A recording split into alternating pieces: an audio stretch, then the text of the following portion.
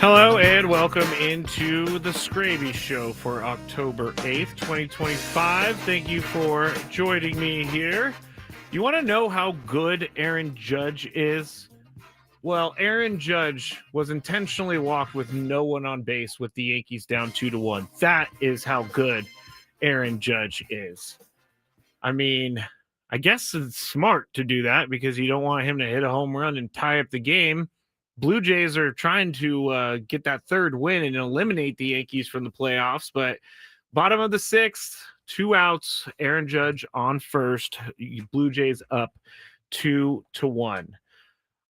Before we get into anything, all guests on 97.3 The Fan join us via the David P. Shapiro fan hotline. Facing criminal charges? Trust David P. Shapiro criminal defense attorneys, helping clients regain control since 2010. Visit davidpshapirolaw.com. The Dodgers and the Phillies are going to get started here in just a couple seconds. Yamamoto on the mound for the Dodgers, and I believe Aaron Nola is for the Phillies. I'm going to come off like a hater here, and that's not new to some of you, but I really, really, really hope that the Phillies can put something together. I really do, because I don't want to see I feel like I'm going to come off like a complainer, and that's fine because it's how I feel. But it's very annoying to see the Dodgers rolling through the playoffs right now, and it's very annoying to see guys that hadn't contributed all year contributing. So I'm just hoping for the Phillies to make it a good series instead of just being swept 3-0. But we'll see what happens. They're in LA tonight, so it's away from the not so friendly confines of Citizens Bank Park. If you missed Gwen and Chris, Bryce Harper was asked whether or not it's a good thing that they're not playing at Citizens Bank Park because the fans can turn on them. And basically, Bryce Harper said, I boo myself when I'm playing bad, which was a really great answer. It was a fantastic answer. But that is what's going on tonight. So lots of good playoff baseball happening and lots of different topics that we need to tackle. And I have a daily gripe at the end of the show, and I know that people are going to like it. But really what I wanted to get into tonight is, like, when I saw Aaron Judge hit that 3-run home run last night, I thought about it on the drive home. I was like, who could I imagine from the Padres in that spot hitting that home run? And I'm not talking about the actual physical talent that you need to hit the home run that Aaron Judge did last night, but who's going to step into the box in a do or die game and hit a 3-run home run and tie the game up? Which Padre from this season is going to do that or could do that? And yes, again, Manny Machado could hit a home run. All these guys could hit a home run, but I'm going to get into some of the different stats of when they hit their home runs this year. And it as I said last night, the season was a slow burn in a way because you weren't able to get the offense going for an extended period of time. And we all kind of saw them limp into the postseason, and people were telling me, hey, they're going to be out anyway after the first round, so I'm not even going to waste my time thinking about this. And I get why you thought that, but I'm always going to be positive about sports because literally anything can happen in sports. I told you last week that when they were in the top of the ninth, I was thinking, hey, last year the Mets won when they were down to 2 outs in their season, and they ended up coming back and beating the Brewers to win the wild card series. So that's how I kind of look at it. But I don't feel, and there's no real way to measure this. I know that there are stats out there for it, but I don't feel like the team was clutch this year. And I heard this all season long, and mostly I pushed it aside because being clutch matters in the biggest moments. And so a game 42 might be the biggest moment at that time, but in the entirety of a season, there's plenty of opportunities to make a difference in the biggest moments. But there, you could say that Manny's game 2 home run against Imanaga, you could say that was a clutch home run. But for the most part, I don't feel like there were clutch hitters on the team this year. Jackson Merrill was hurt a bunch. They didn't have Jurickson Profar this year. The Braves didn't really have Jurickson Profar this year either. But we'll get into that in the next segment. It was just something I was throwing around in my head on the drive home. And if you have any comments about clutchness, you can go and go to the YouTube chat and you can ask them there.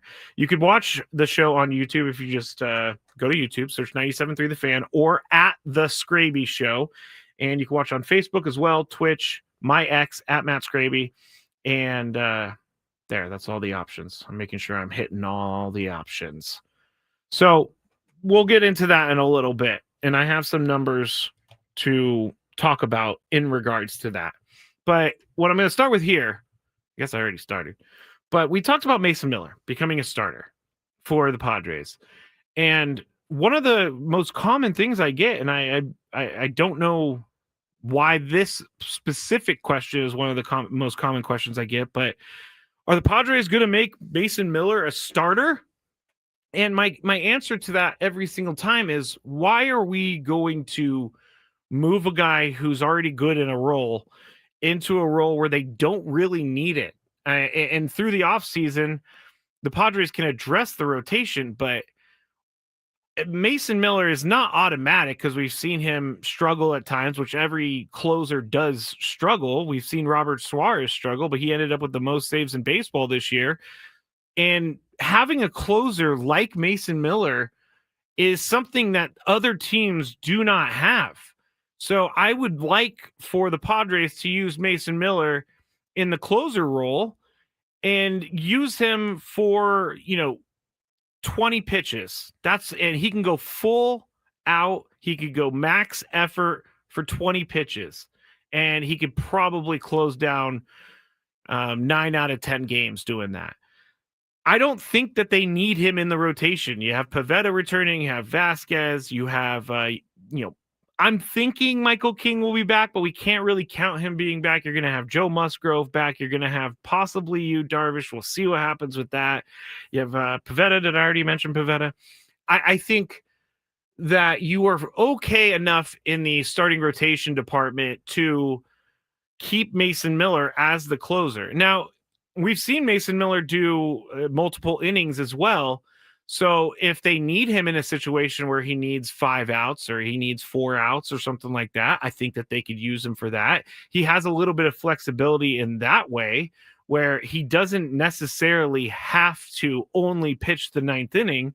We saw him come into games and we saw him pitch more than 1 inning, even if it was just 4 outs. He was able to do it. So when you have that flexibility at the end of the game and you have a guy that it's really hard to hit, I don't know why you want to move him into being a starter. Not to mention, if you have Mason Miller as your closer and he's still under arbitration, you're paying him nothing compared to some of the other closers out there. And with Robert Suarez having an option for next year, a player option, and I should clean this up. His player option is for the next 2 seasons. So he would, if he opts in, it's 2 years and $16 million. But basically he's looking at $8 million a year. And so when you lead all of baseball in saves, you're going to make a ton of money. You are going to. And so that's why Robert Suarez would be on the move. And then you have a guy like Mason Miller that's going to be under control through the 2029 season. So I'm not sure why we want to move Mason Miller to the rotation. You have a guy that's going to, if you look at all the other closers in the league and you look at what they're being paid, the Padres are going to win in that department because Mason Miller is still on his first, he's still in his arbitration years. So he's not going to be making big money unless they sign him to an extension or something like that, they're not required really to pay him big money until the 2020 or 2030 offseason. So, or the 2030 season when he becomes a free agent. Mason Miller could be a top closer in this league. He already has been. I mean, he closed for the A's. So it's not like this is kind of a new position for him. He was the A's closer for a while, and we saw what he could do when we saw him in the playoffs. So if you have Jason Adam, who will be back from injury most likely, you have him in the 8th and you have Mason Miller in the 9th, you've still shortened the game. And I like having those two guys at the end of the game to shorten the game. You also have Morejon. Morejon can do some stuff too. But I don't necessarily think you need Mason Miller as a starter because it's just, I mean, is he going to have to dial back? Is he going to be throwing the 104 miles an hour? He also, I think he has 3 pitches, but he mainly throws 2, fastball and slider. And as a starter, you need more than that. I asked, I was we were at the ballpark together this year. Kyle Glazer, formerly of Baseball America, I was asking him, like, what makes a pitcher a starter versus a reliever who throws hard? A hard throwing starter versus a hard throwing reliever. And he said multiple pitches. You need multiple pitches as a starter. And so Mason Miller might have to learn how to throw a couple more pitches, but I just think that's more effort than they should be spending on Mason Miller. It's easy just to plug him in as the closer and go forward. So I'm not really sure why so many people want to move Mason Miller. I think that we have to take a step back and see what's best for the team. And what's best for the team, in my opinion, is Mason Miller as the closer. I'm looking at, let's see. Oh, Hamby's in here. Hamby says, the great Hambino, I wasn't impressed with JP Sears, but I had heard that AJ was seeking Sears in that trade and Miller was a bonus. Any thoughts on Sears improving? It was the other way around. They wanted to package JP Sears because Mason Miller was the dude that was going to be that. And trading DeVries was mainly for Mason Miller. But do I think JP Sears can get better? I think with an offseason, hopefully he can get better. I didn't really see much of I didn't really like what I saw from JP Sears this year. I'm just going to be honest. But I would like to see what he could do with a full offseason, a full spring training, see what he can do with Ruben Niebla.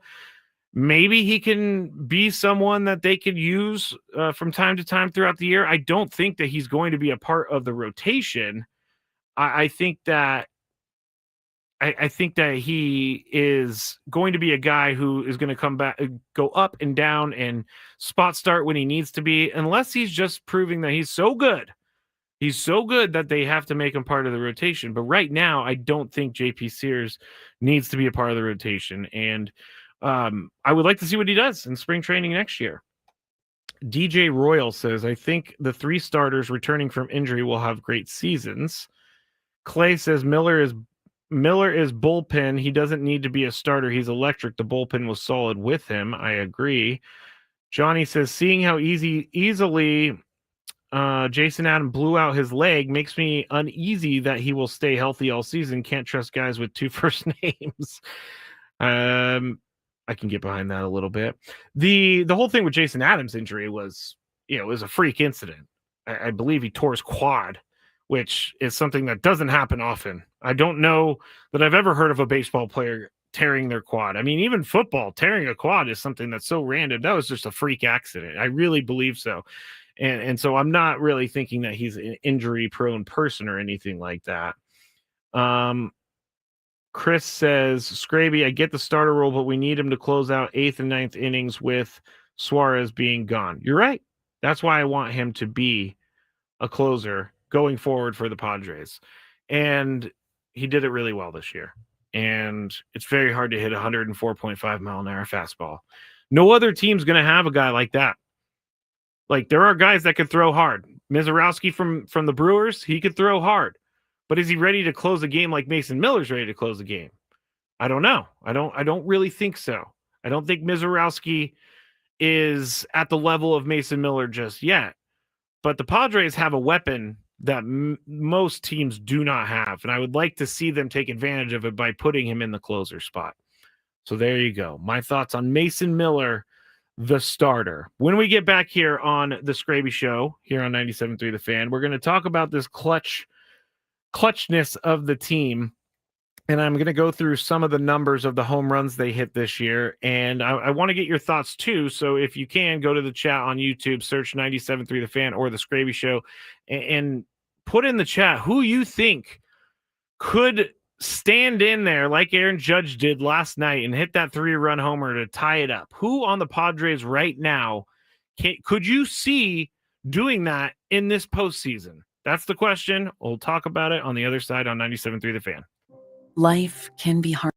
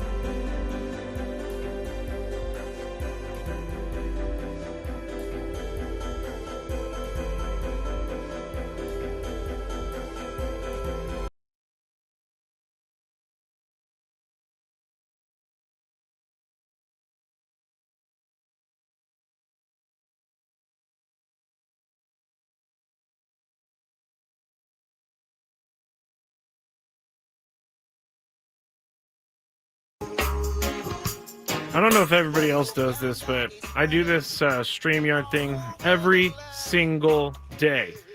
And do you ever find yourselves like doing something that you know how to do the process, but you just keep clicking the wrong things and you're like, what am I even trying to do at all? That was just me trying to get back from break on the stream or on YouTube. Again, go to YouTube, search 97.3 The Fan or at the Skraby Show. I got some good answers about the clutch hitter for the Padres here in the chat, but I wanted to really quickly rectify a situation, and that would be our guy Great Hambino said that the trade for Mason Miller started with JP Sears. I hope the Hambino is still in here because I would like for him to know that he was right. I had not read this. I mean, I read a lot of this Padre stuff. I try to keep up on it, but sometimes I don't have it. And this is from John. And I know John. Thank you, John. Hamby was right. The trade was started with Sears and ended up with Miller.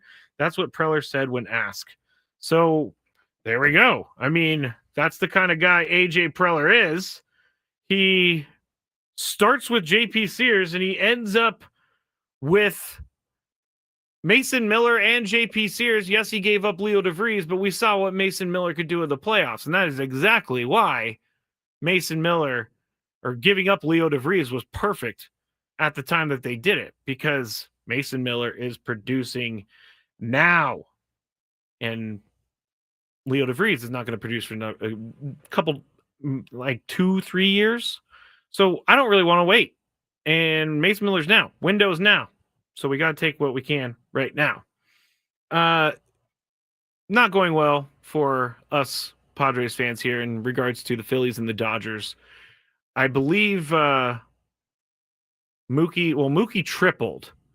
And now Aaron Nola has hit Freddie Freeman. So now there's runners on first and third with 2 outs in the bottom of the first. So they can still get out of this. But the Phillies came out and they bunted.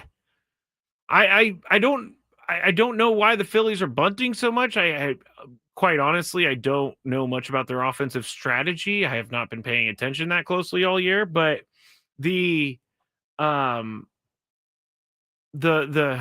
have not. I don't know. All of a sudden, this bunt thing is like the biggest thing in the world for Phillies fans.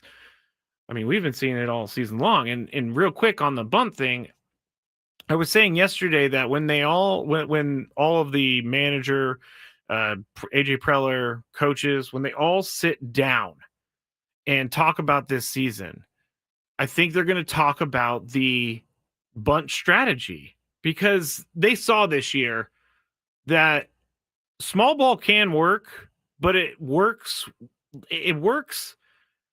at the right times. Let me start that over. Small ball can work, but it's not easy to rely on small ball to score your runs. You're going to need to hit for power. So I hope when they talk about everything, they re-look at the whole bunting thing for the Padres, and they think maybe if we get some guys with power, we won't have to rely on the small ball. We won't have to rely on giving up outs by sacrificing a hitter with a bunt and moving the runners over. Like I want to see a little bit more power next year. I think everybody wants to see a little bit more power next year. But the Phillies right now and the Dodgers are tied 0-0. On the other side, it's the top of the 7th inning. Toronto scored 2 more runs, and they are up 4-1 with 2 outs. Runners on first and second. So Devin Williams is pitching for the Yankees. So unless the Yankees have some miraculous comeback like they did yesterday, the season will be over for the New York Yankees. All right, before I went to break, I was talking about clutchness and team clutchness. And we were talking about Aaron Judge hitting the 3-run homer last night to tie it up in a big moment.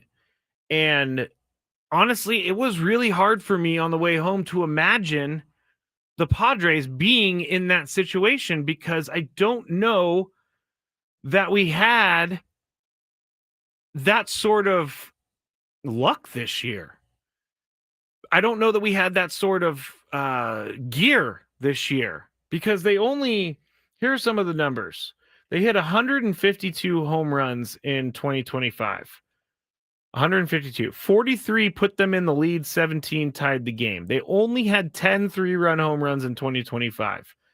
Manny only hit 3 home runs that plated Manny hit 3 home runs that plated 3 or more this year, 2 grand slams and 1 3-run shot. So he's up on that list. But who would be the one who hit that? Because we have not seen it this year. I got a lot of Mannies on the chat. I got some Laureanos on the chat. I got some Jackson Merrills on the chat. I could totally see Jackson Merrill being a guy who hits a huge home run at some point. I don't know that it was this year because he had struggled so much this year. But the question, I'm struggling to find the question, and SZ Padres has asked me a question in the chat, and I'm just going to go with this because I'm really struggling to figure out how to present or to ask this question. Why are Padres quote unquote superstars not as good or clutch as other teams' superstars? That's the question.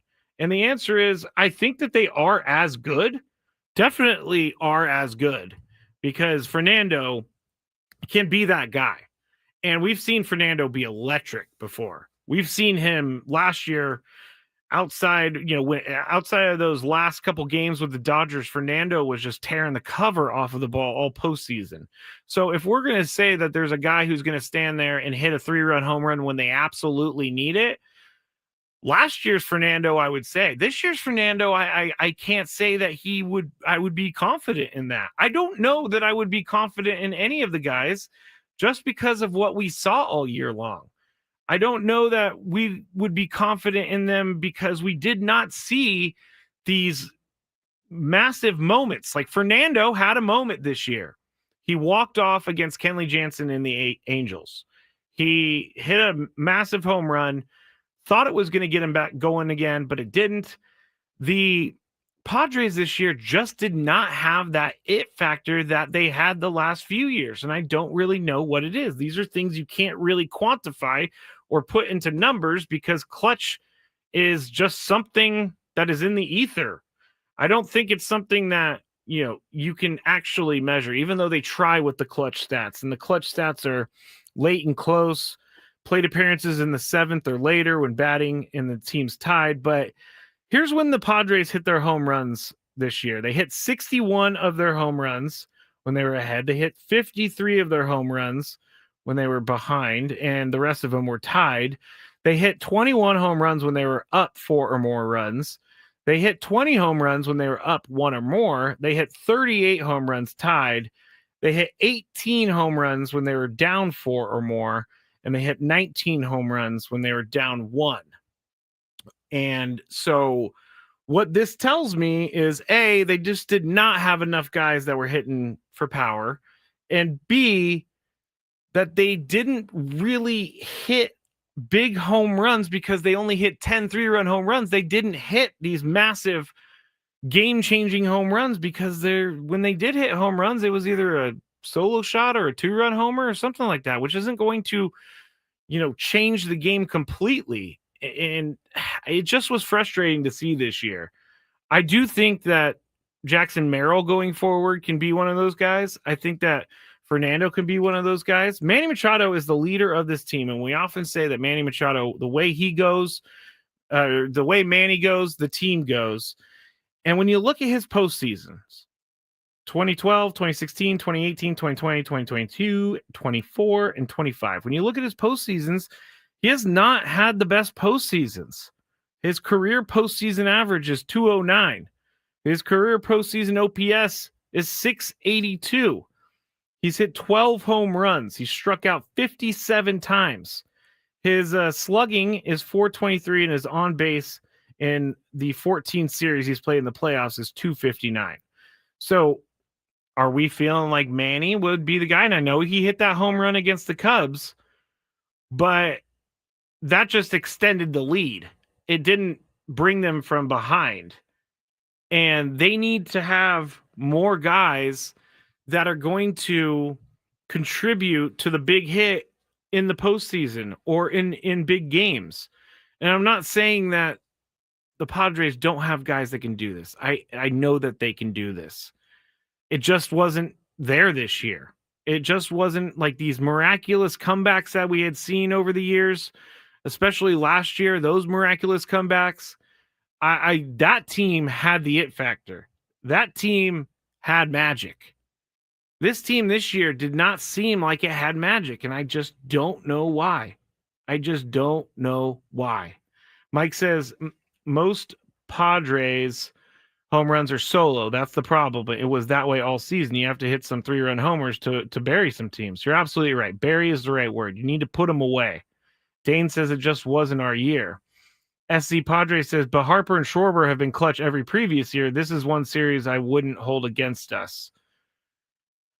I think you're talking about the Padres. But Bryce Harper and Schwarber so far in this postseason have not been great.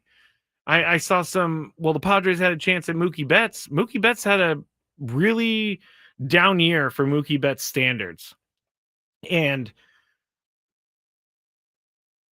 I just don't feel like this year had the magic. That's just what comes to mind. And I'm struggling to find the words. And I had the words earlier on my drive down, but I'm struggling to find the words. But there was just no magic this year. And there absolutely has to be magic for a team to go deep in the postseason. And there has to be magic for a team to win a World Series. Clay says, as long as you have runners in scoring position, you don't necessarily have to hit a home run. You just need to get clutch hitting to drive in the runs. Yes, that is true. Another thing of small ball. If you're going to play for contact and you're going to play for line drives in the gaps and you're going to play for moving the line, then you absolutely have to hit with runners in scoring position. And Dane makes a good point on the chat. The Brewers have good hitting with runners in scoring position. They're not a team that hits a lot of home runs. But they're doing just fine because they're able to move guys over. They're able to score guys when they need to. And not saying that that's them every single year, but at the same time, it's doing wonders for them this year. They had the best record in baseball. Things were just going their way. There was a little bit of magic there.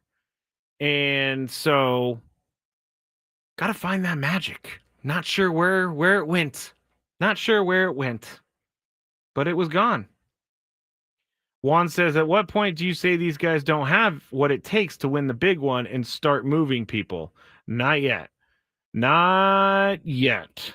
I do think that this team together as a team has what it takes. And AJ Preller is going to have to possibly move some stuff around so that he can bring some more guys in. But you have a core. You have Fernando, Manny, Xander. Laureano is going to be back. Jackson Merrill, Fernando Tatis Jr., Fermin under control for a while. Maybe Ryan O'Hearn gets back in the mix if they bring him back because he's going to test free agency. I don't think that they don't have what it takes. I just don't think that the strategy that is being used is the right one for this team. And it's really easy for me to say that, and I know that the Padres have all the different numbers out there that would probably tell me that this is the strategy for the team. But going into next year, they need some more slug. They need some more 3-run home runs, and they need some more timely hitting. Timely hitting was just not something that they did this year, even though they won 90 games. It was just a confluence. I'm not going to use that word because I'm not sure it was the right word. It was just many different reasons came together for the Padres this year. They had some injuries, things like that. So do other teams. But if you're asking me to pick someone from this 2025 Padres to tie up a game late in the playoffs with a 3-run home run, I'm going to say I don't think anyone does it because we didn't see it that much this year. We didn't. 2-run home run? Sure. We saw plenty of those. Solo shots? Sure. Saw plenty of those. But it just never seemed like the big hit happened when they needed the big hit to happen. And I hope it changes next year. I really, really hope it changes next year because I want to see that magic again. All right. I'm Matt Skraby. This is the Skraby Show on 97.3 The Fan. We're going to head to break. When we get back, I'll update you on the playoff games. I also have some short stories to talk about, and I'm going to give a Halloween movie recommendation until we get to Halloween. So that's all ahead here on the Skraby Show on 97.3 The Fan. Ben and Woods.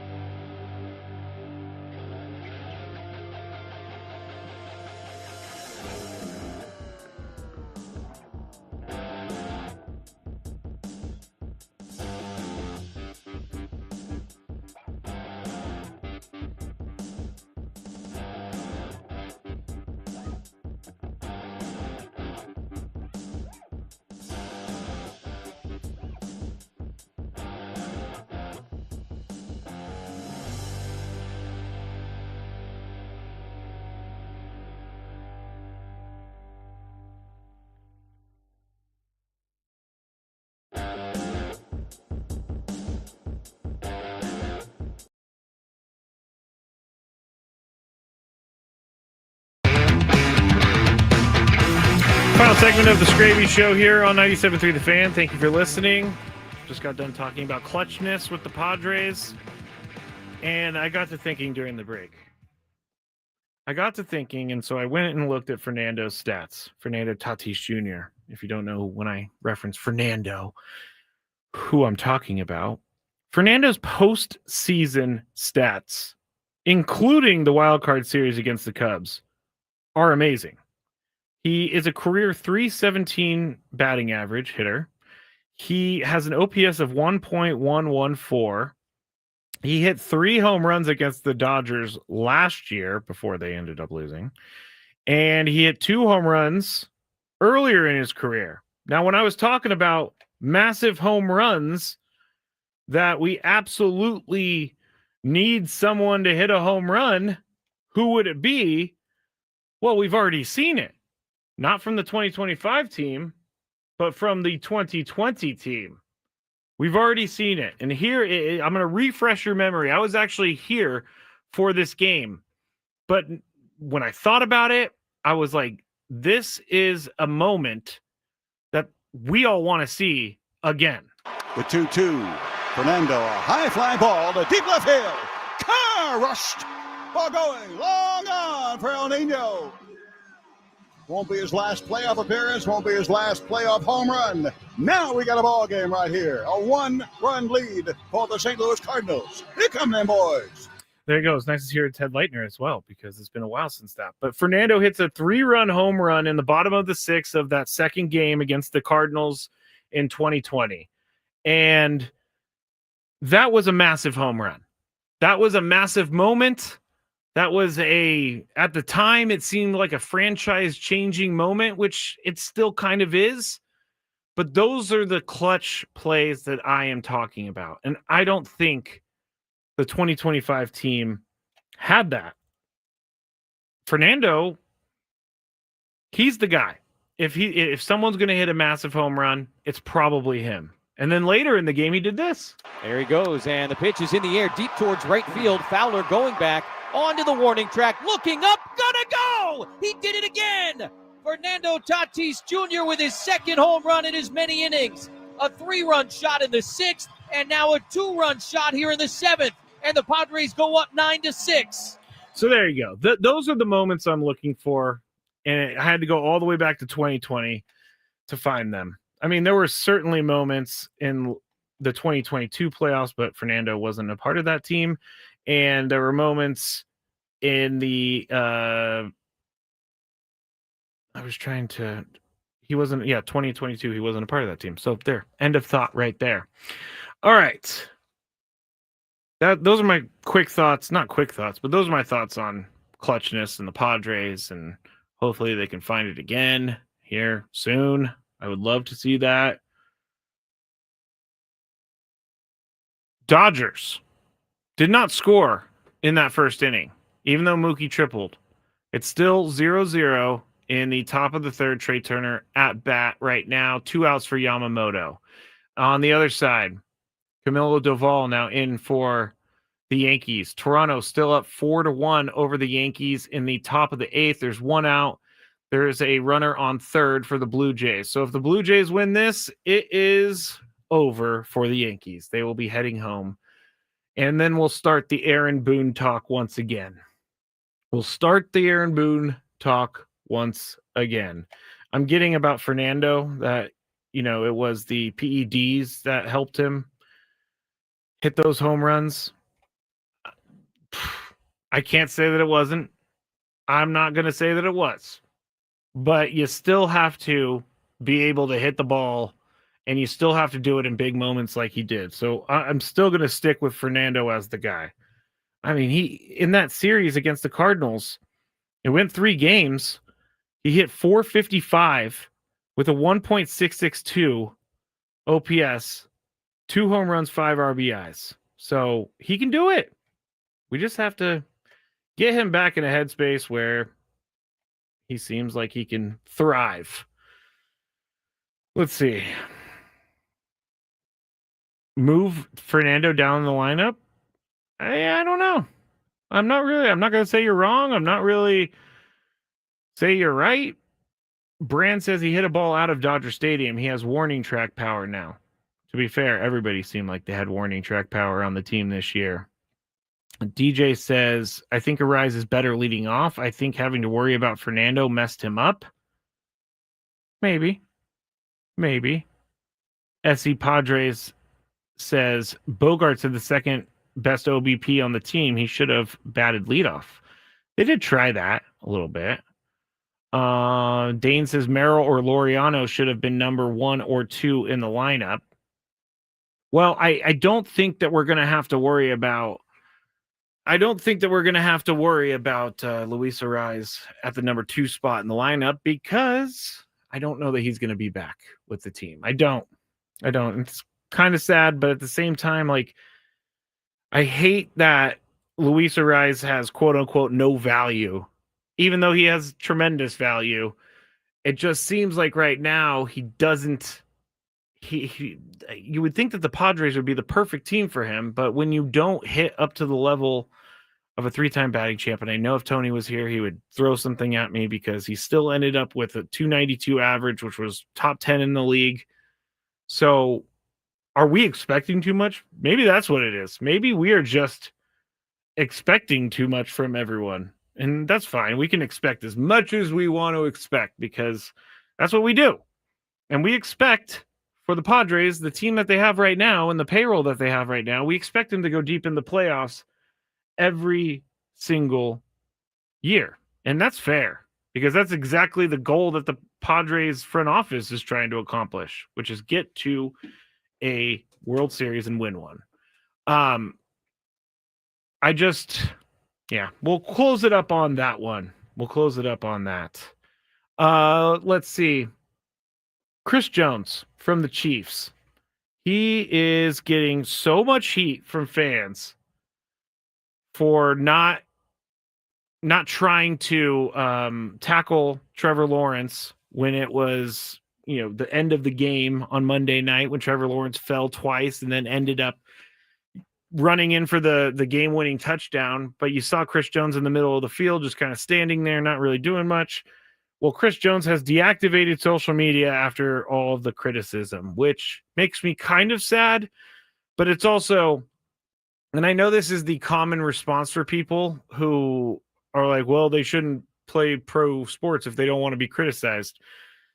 I guess you're right there. You are, but I don't understand the horrible things that people send to the pro athletes. And Chris Jones did not look good in this whole thing either. Chris Jones said, hey, we thought we had him. And then Andy Reid, the head coach of the Chiefs, said, we can't really think we have him. We have to have him. So I don't really feel bad for Chris Jones, but it is unfortunate that it got to the point where he had to deactivate his social media. I know that he had a death in the family recently, so maybe things aren't going great for him. I want people to think about that too. I want people to think about, like, maybe things just aren't going great for the guy. And does that matter in the scheme of things? Because we all have to go to work when we have lots on our mind. It doesn't matter because it doesn't excuse him for not trying to stop Trevor Lawrence from scoring a touchdown.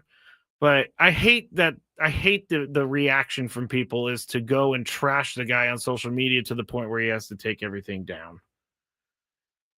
Rod says Ronnie Lott didn't have social media and he dealt with it. Just saying. Yeah, but social media, I think, is so much worse. So much worse. Because instead, like, people used to have to say those things to Ronnie Lott in person. And if you're brave enough to say those things to Ronnie Lott in person, then you are a better person than I am. But now it's easy. Just send a tweet tagging them and say they're garbage. And you've accomplished what you want to accomplish there. Social media is bad. I'm not really a fan of social media anymore. I like to connect with people. I like the news aspect, but I'm just not a fan of people trashing other people every single day. What's annoying Skraby today? Let's find out. It's time for the Daily Gripe. I got to say real quick, the Dodgers took a 1-0 lead in the game against the Phillies because Tommy Edman hit a solo home run. It also helps to have a guy hitting ninth that can hit home runs like Tommy Edman. He's a very, very good player. And he's local. All right, here's my daily gripe. Oh, I never got my Halloween movie recommendation. My Halloween movie recommendation for tonight, Hostel 1 and 2. Love the Hostel movies. They're great. They are gory Halloween movies. They're scary. They're creepy. All of the above. Hostel. Watched Hostel 2 actually this morning, getting ready for work and doing the big five. That now you know what's going on in the background of me prepping for the show. I'm watching Hostel 2. All right. Daily gripe. I found this article, and it comes from LA. Marriott in LA, I don't know which one, is now putting hidden fees into your room bill for parking. They're charging people $2.87 a day for parking, but they're naming it. They're not saying it's for parking. They're saying it's for some sort of fee. So they are really trying to pass it off as a tax, but it's actually a fee from Marriott. So everybody check their hotel bills. Everybody go and make sure that you're not getting charged when you don't know about it. But I'm tired of having to pay for everything that we should not have to pay for. I'm already paying for the room. Why do I have to pay to park there too? Do you want me to come to your hotel? Because if you don't, charge me for parking. I mean, I understand if you're in New York or something like that, but if there is a parking lot with no cars in it, you should be able to park. Jacob says, capitalism, daily gripe. You're right. I'm always griping about capitalism. Man, I am getting old. All right, that's it for me. I've already ran past my time. But we'll be back tomorrow for Gwen and Chris, and then Skraby Show back Friday. Have a great night, everyone. I will talk to you tomorrow. I'm Michael Jenkins helping you.